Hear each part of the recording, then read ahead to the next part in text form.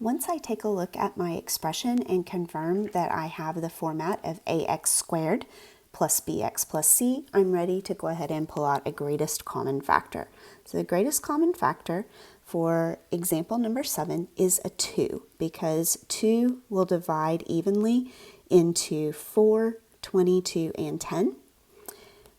And what we will have left is a 2x squared plus 11x plus 5. Remember that we set up our x puzzle by multiplying a times c, and in this case a is a 2, c is a 5, b is 11.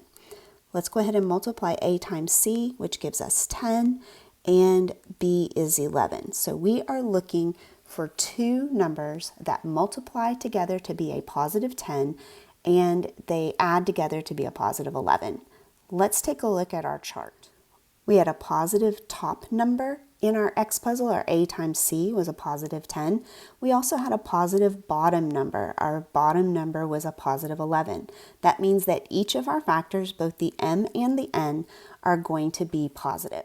I want to set up a t-chart to figure out the factors of 10, and knowing that both the factors need to be positive.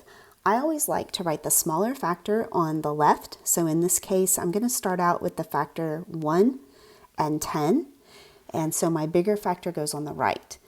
2 will also divide into 10 5 times. 3 will not divide evenly, and neither will 4. 5 will divide evenly and give me 2. But notice that I already have 2 and 5, so really I can stop there. Go ahead and make yourself these notes. I know I said these verbally. Let's go ahead and write them down. Go ahead and note that you're going to put the smaller factor on the left side and the bigger factor on the right side. And that once the factors start repeating, we stop because we've turned the corner and they're just going to keep repeating from there.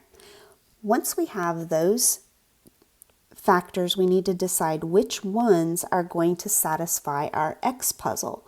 And so I'm going to look, and if I add 1 plus 10, that equals 11. So 1 and 10 are my factors. Notice that 2 plus 5 equals 7, and that does not solve my x puzzle. So I'm going to use the factors of 1 and 10. Now I can set up my box so that I can complete everything. I know that my factors are 1, remember to put an x on it, and 10x.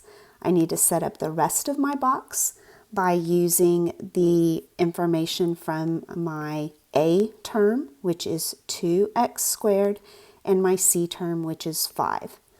The next step is simply to take a greatest common factor across each row and then down each column. The greatest common factor between 2x squared and 10x is going to be 2x.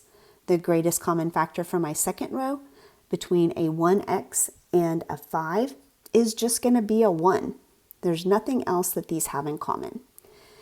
If I look down the first column, 2x squared and 1x have an x in common. And finally, 10x and 5 have a 5 in common. This is what we use to set up our final factored form. Remember that step 4 says to bring down the greatest common factor. So I'm going to take this 2 and write it here. And then I'm going to use the results of my GCF from my box to write my factors. I have a 2x and a positive 1. That becomes my first factor, 2x plus 1. My other factor is an x and a positive 5, so my other factor is x plus 5. And this is our final factored form of our quadratic.